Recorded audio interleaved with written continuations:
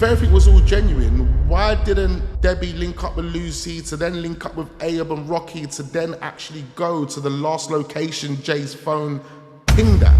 Like, why wasn't those steps implemented on day one? Why are we speaking to the media, telling the media, oh, if you've got him, please just give him back? If it was all genuine, ladies and gentlemen, the friends would have been out defending Debbie. They would have been on social media, getting together, protesting against content creators. They would have been making their own videos talking about everyone's talking shit, you guys are spreading lies, you know what, we're doing X, Y, and Z. But they never done none of that.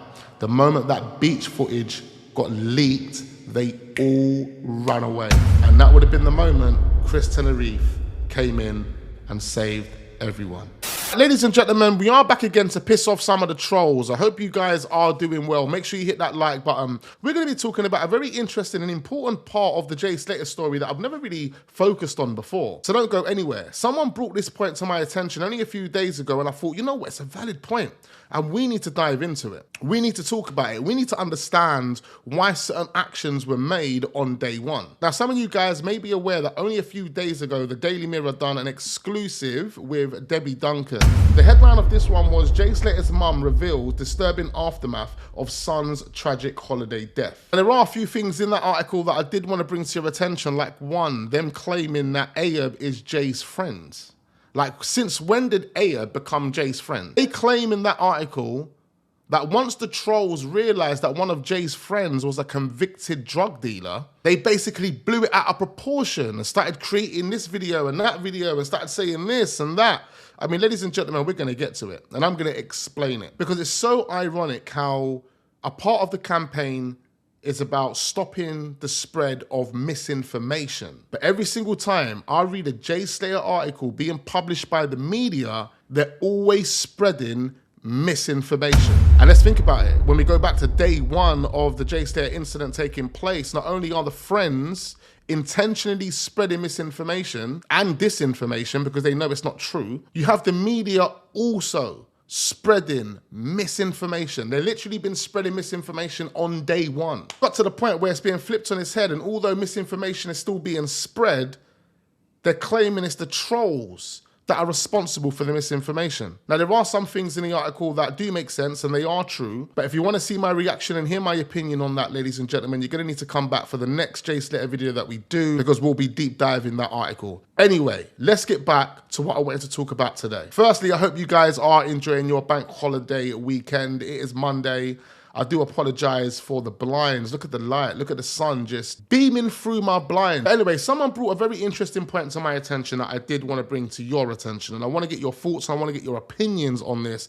So comment down below. Now, I want to speak about Debbie and Debbie's actions. The actions that she made when she first landed in Tenerife. So as we know from the official narrative, ladies and gentlemen, Jay went to an Airbnb with two people that he didn't know, two strangers. In the morning, he decided to leave. He went the wrong way, phoned his friends, battery died, and that was the last they heard from him. Cool. So after that's all happened, his friend Lucy, who was on the phone to him last, she would have went and made a missing persons report. Now, later on that same day around midday, Lucy would have turned up to the B&B.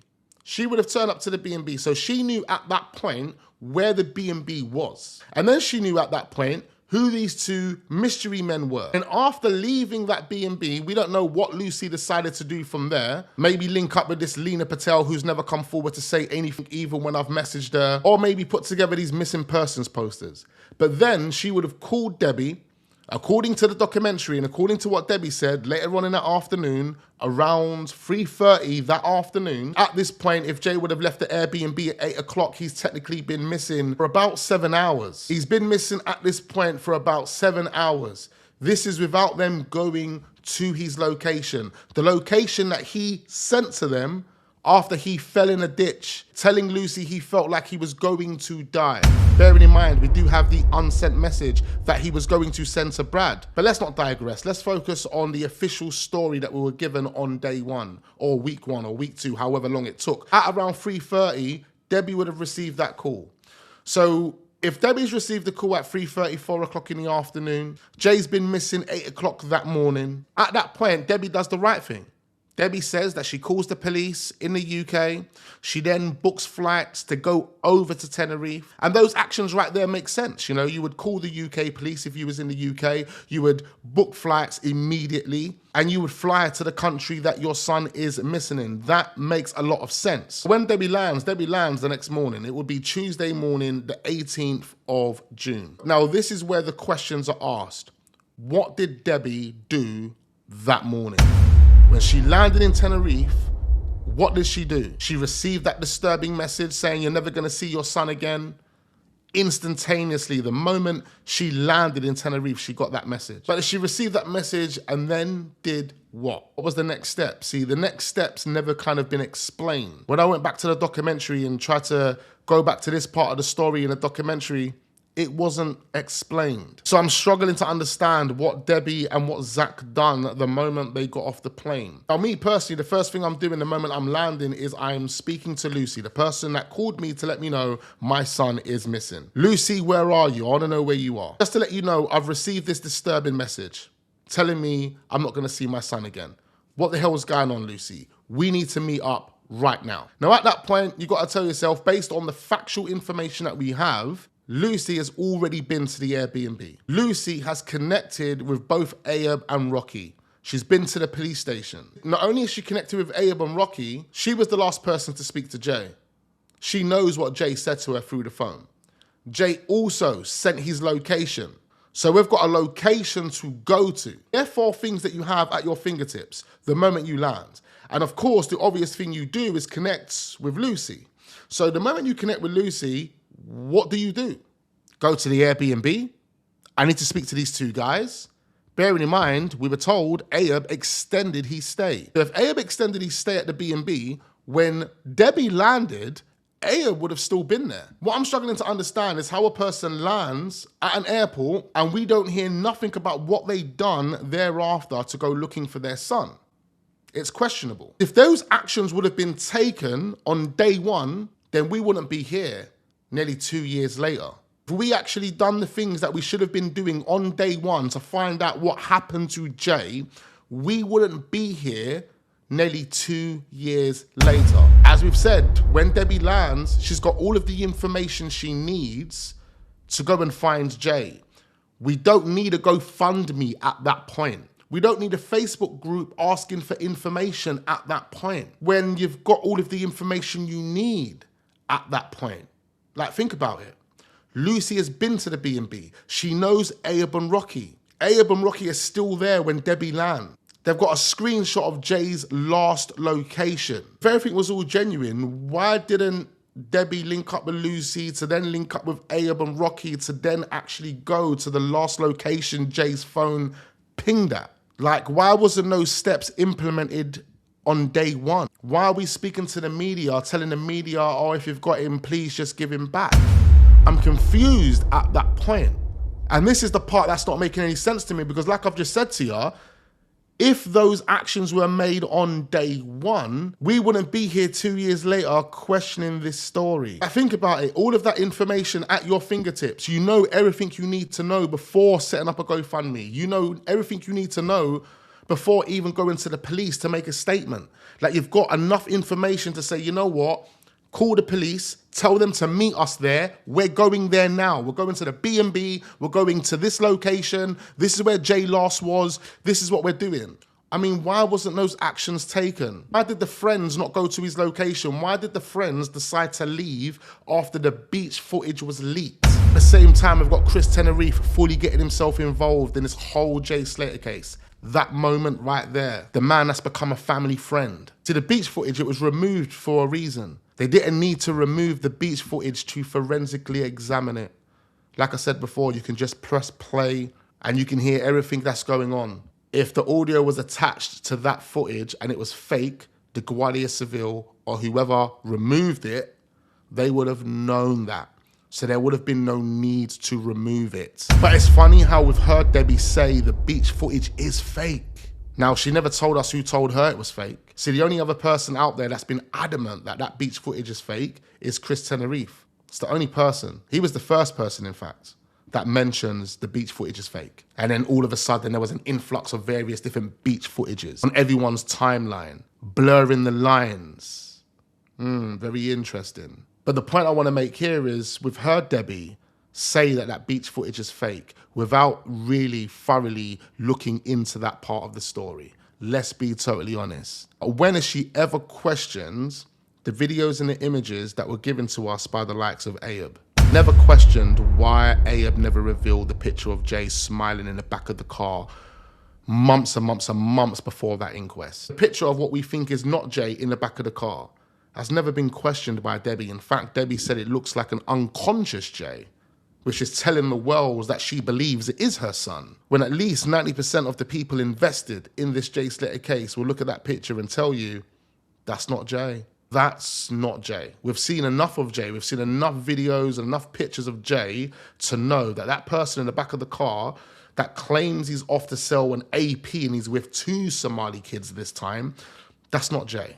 We know it's not. But for whatever reason, Debbie doesn't come out and say, yeah, that's not my Jay. Like even the blanket video, nothing in that video proves Jay was alive at that point. All it proves is someone had Jay's phone and they wanted to prove that we were at a certain location at a certain time. Like you've just accepted everything that's been created by the friends and by the likes of Ayub as facts, and everything else is just conspiracy. Even Jay stealing a watch is a conspiracy, although Jay told us that he stole the watch. See, the campaign that Debbie has created, the campaign that she is advocating for, Jay's Law, I totally understand it and I get it. But I want to say one thing, and this is not me justifying the trolling, not whatsoever. A lot of what Debbie is referring to in the article with the Daily Mirror as an example was created off the back of Jay telling the world that he's just stolen a watch and he's off to sell it for £10,000. That is a fact. That is a part of this story. Whether you get Ayub to come out in the inquest and tell the world that no watch was stolen, it doesn't change the perception of what people had when they first looked at this case. When they first got all of the information that the friends gave to us, a number of people instantly looked at Debbie as a bad mother. And that's not me saying she's a bad mother. I'm just saying the story that the friends created about Jay stealing this watch and doing X, Y, and Z, that gave the public the perception of Debbie being a bad mother. And that's the reason why there was a number of accounts that were leaving nasty and foul comments under various different videos. And it's not even just that, you know, this article talks about the aftermath. Well, after that information was exposed to the public on day 2, day 3, day 4, even week 1, we're talking about the moment the GoFundMe was kind of set up. The actions that would have taken place on day 1, day 2, they didn't. And then everything that kind of followed thereafter was just mysterious. Even Debbie's own brother, after 3 weeks, said, this is all sketchy. It's all sketchy. I mean, it was all sketchy. It was sketchy from day 1 because they made it sketchy. Not us online, not content creators, not the trolls. The people that was involved in the story made it sketchy. Their actions made it sketchy. The things that they did from day 1 made it sketchy. The things that they'd done in the following days made it sketchy. The following weeks made it sketchy. If it was all genuine, ladies and gentlemen, the friends would have been out defending Debbie. They would have been on social media, getting together, protesting against content creators. They would have been making their own videos talking about everyone's talking shit. You guys are spreading lies. You know what? We're doing X, Y, and Z. But they never done none of that. The moment that beach footage got leaked, they all ran away. All run away, man. And that would have been the moment Chris Tenerife came in and saved everyone. Is the point that I wanted to talk about. The actions that were taken on day 1. You've got all of that information. You know where the B&B is. You know Ayub and Rocky is at this point. Lucy's got direct contact with them at this point. You got to think, after Lucy went to that B&B at midday, so they claim, she would have taken Ayub's number, right? Of course she would have taken Ayub's number. But oh, I forgot. The true reality behind this is Lucy never found the B&B at midday. Lucy was at the B&B. She told the police that she stayed at that B&B. That's the real reality that's being hidden to make it look like Jay went to this B&B with 2 mystery men. But then another fact is, at that point, Ayub never had the B&B. Someone else did. And they didn't stay at that B&B prior to that day. That B&B was just being used as a way of making it look like Jay went to a location and left that location because you're gonna find him at the bottom of a cliff. Whatever happened to Jay happened on the beach. And in my opinion, it was premeditated. Hence why the whole B&B story was set in stone from day one. See, that's the only part of the story that they've been concrete about. That's the only thing that they've been sure about. He went to this B&B alive and he left this B&B alive. Everything else that they've mentioned has been all over the place. The execution of this story has been the most challenging for them. All of that information, ladies and gentlemen, and no one did nothing. Doesn't make any sense. Don't understand how Debbie got from Tenerife airport to stood in front of the media with microphones and cameras before going to Jay's location to see if he was actually there, before going to the Airbnb to speak with Ayub and Rocky, before organising a massive search to go and look for Jay. See, all of those things should have been done before you speak to cameras. Like, how have you not even gone to the location to see if he's there? How have you not organised a search on day one before speaking to the media? That just makes no sense. It makes no sense. Bearing in mind, again, ladies and gentlemen, that the information that Debbie would have known the moment she landed is that he went to this B&B, and when he left, he was lying in this ditch, and he told me he felt like he was going to die. Oh yeah, he had a cut on his leg as well. But it seems like what Debbie done when she landed was go straight to the hotel, check in, and just chill. Chill until she got any further instructions. And that doesn't make any sense to me. There was something else that I did want to mention, but I've totally forgot, so let's just leave it there. Make sure you hit the like button, leave all your thoughts, all your comments down below. We're going to be back with more videos, so don't go anywhere. Just turn your notification bells on, subscribe to the channel if we're newly watching, and I look forward to seeing you guys on the next one.